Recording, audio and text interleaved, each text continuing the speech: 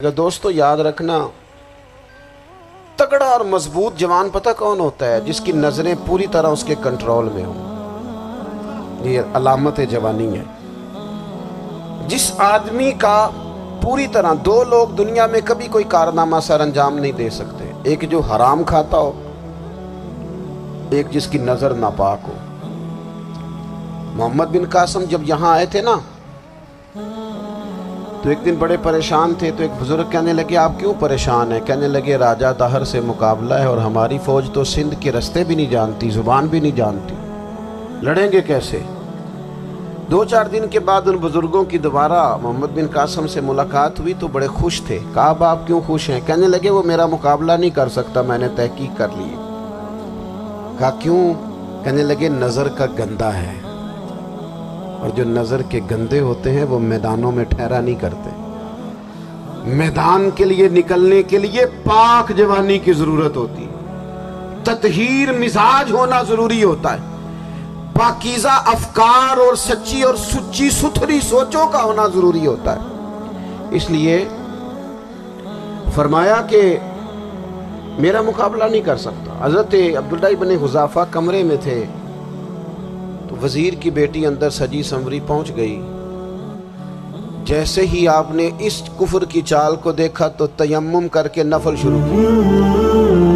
وہ ساری رات بیٹھی رہی، رب کا بندہ ساری رات عبادت کرتا ہے۔ عبادت بڑا سہارا ہے، مصلی بڑا سہارا ہے اللہ کے بندوں۔ صبح دروازہ کھولا، وزیر نے اپنی بچی سے پوچھنا چاہتا تھا رزلٹ کیا نکلا، تو کہنے لگی پیچھے ہٹ جا، اب تیرا میرا تعلق کوئی نہیں، میں نے نبی پاک کا کلمہ پڑھ لیا۔ اس نے کہا میں نے بھی زمانہ دیکھا ہے، پر یہ کیا لوگ ہیں، کستوری کے بنے ہوئے،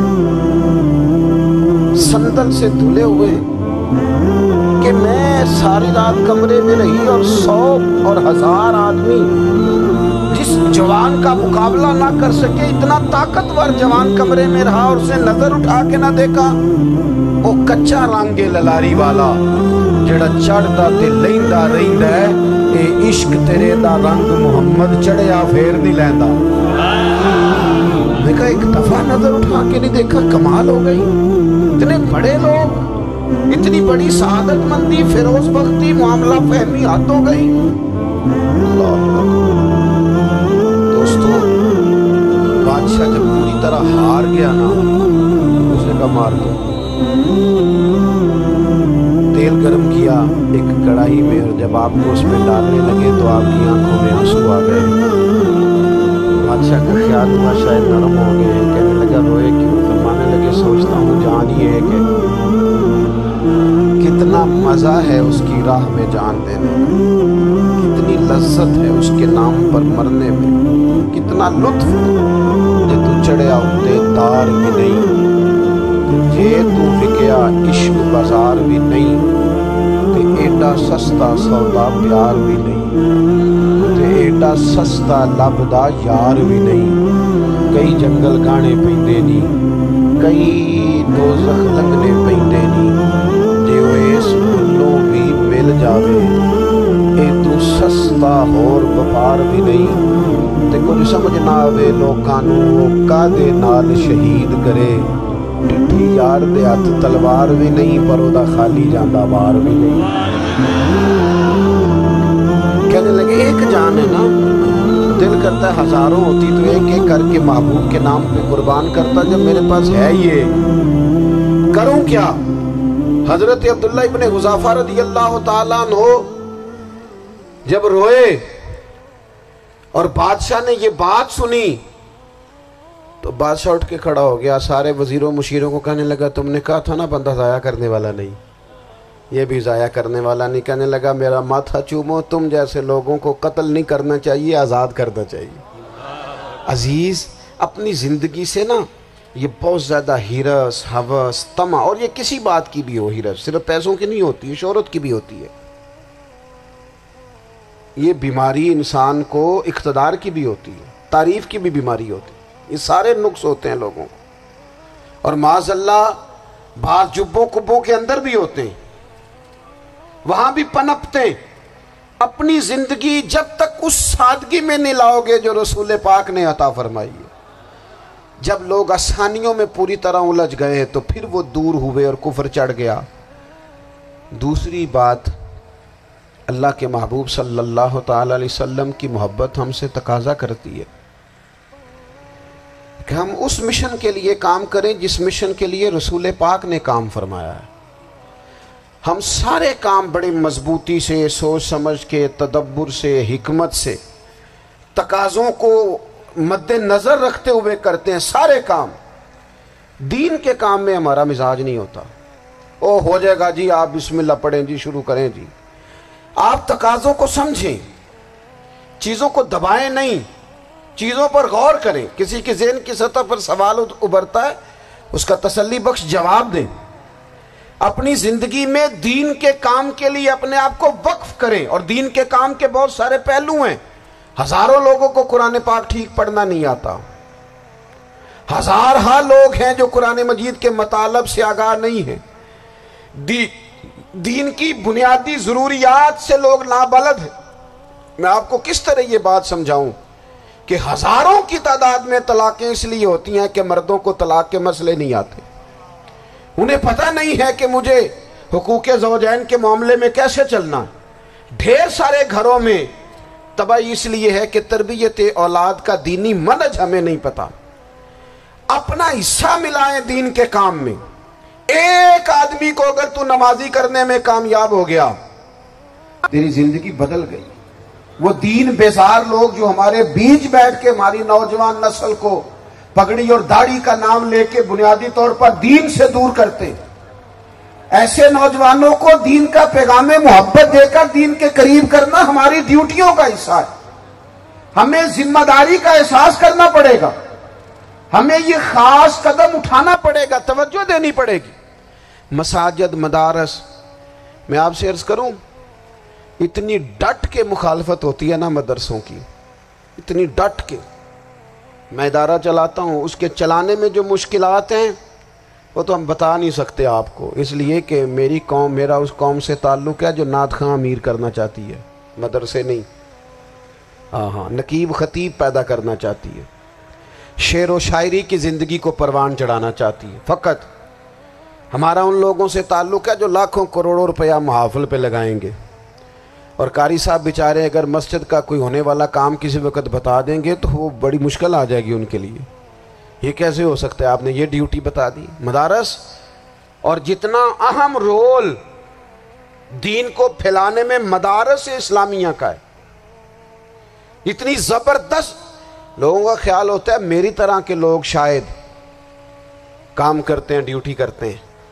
یہ 10-15 لوگ آپ کو نظر آتے ہیں جو آپ کو کہیں میڈیا پر یا ادھر ادھر ڈیوٹی کرتے، مخلص لوگ اپنی جگہ پہ، وہ بھی بڑا ہی کام کر رہے ہیں، جو میڈیا پہ آ کے بھی اخلاص سے اور درد دل سے کو دین کی، ان کی بھی کسی بات کی حوصلہ شکنی نہیں۔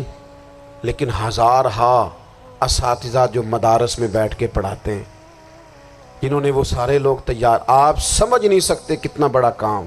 حفظ کا استاد جو ہوتا ہے نا، اس کی ڈیوٹی 24 گھنٹے ہوتی ہے، فجر سے پہلے، اور اس نے بچوں کو اٹھانا ہے۔ تنخواہ تو ہم انہیں دینا نہیں نہ چاہتے جی، تنخواہ نہیں دے دی انہوں نے، ہمیں مولوی امیر نہ ہو جانا۔ مولوی نو تے سوٹ بھی 27ویں والی رات دے ہے تاکہ کدھر سوان کے عید والے دن پا نہ لوے، چونکہ 27ویں تو بعد تے درزی پھڑتا ہی کوئی نہیں، کیوں حضرت؟ ایسا ہی ہے نا، اس وقت تو نہیں نہ لیتا۔ تو ہم چاہتے ہیں مولوی ہماری مرضی کے ہماری طرح کا سوٹ نہ پہن لے۔ مدارس کی مضبوطی، آپ یہ دیکھ لیں، یہ صلاح الدین ایوبی کا تعلق بھلا کس چیز سے تھا؟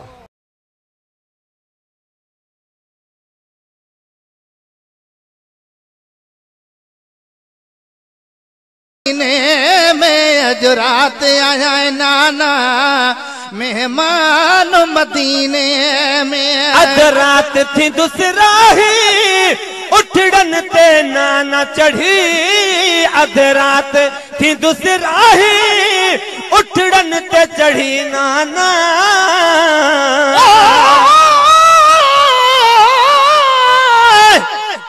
آخر لتو امام حسین زمین وی دھڑی، او ست آسمان او مالک ویا لرز منجھ لڑی، एक हुसैन हज़ारनि में लथो कामिल पाण कुड़ी अचो कूफी मैदान में सैयद खल्क सॼी तलवार बाबे हैदर जी थींदी कान मुड़ी वढाणी पवेरनि खे वई धरती रत बुॾी अब्दुरऊफ़ तंहिंजे लिखण खां आ कहाणी वॾी सैयद जंग छॾी जॾहिं आयुसि वक़्तु निमाज़ जो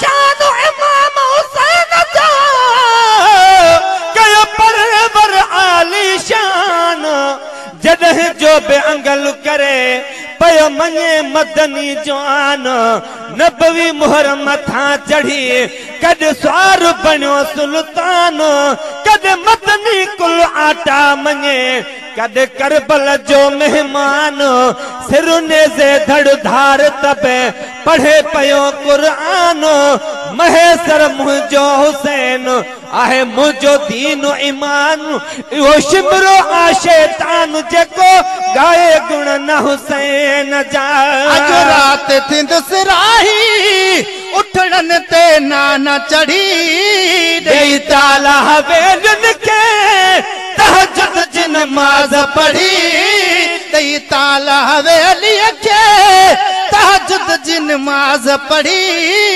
दुस्न फजर जी मां दुस्न फजर जी मां आज़ान मदीने में अज रात आया नाना मेहमान मदीने में अज रात आया नाना मेहमान मदीने में तुझे शहर में बचड़न जी शादी में कराया तुझे शहर में बचड़न जी शादी में कराया कासिम ऐं अकबर के मोड़ गाना पराया कासिम ऐं अकबर के मोड़ गाना पराया पूरी ही उम्मीद मुझी पूरी ही उम्मीद मुझी थी कान मदीने में अज रात आया नाना मेहमान मदीने में अज रात आया नाना मेहमान मदीने में जदात वनी दिल पर इम्तिहान में पास थिया जदात वनी दिल पर इम्तिहान में पास थिया तुझे दीन ता असगर ऐं घोर गाज़ी अब्बास दिया तुझे दीन ता असगर ऐं घोर गाज़ी अब्बास दिया रोई मिरल गिलाल चयो रोई मिरल गिलाल चयो सुल्तान मदीने में अज रात आया नाना मेहमान मदीने में अज रात आया नाना मेहमान मदीने में ईद दुनिया ईद से ईद दुनिया ईद से वरिमान मदीने में अज रात आया नाना मेहमान मदीने में अज रात आया नाना मेहमान मदीने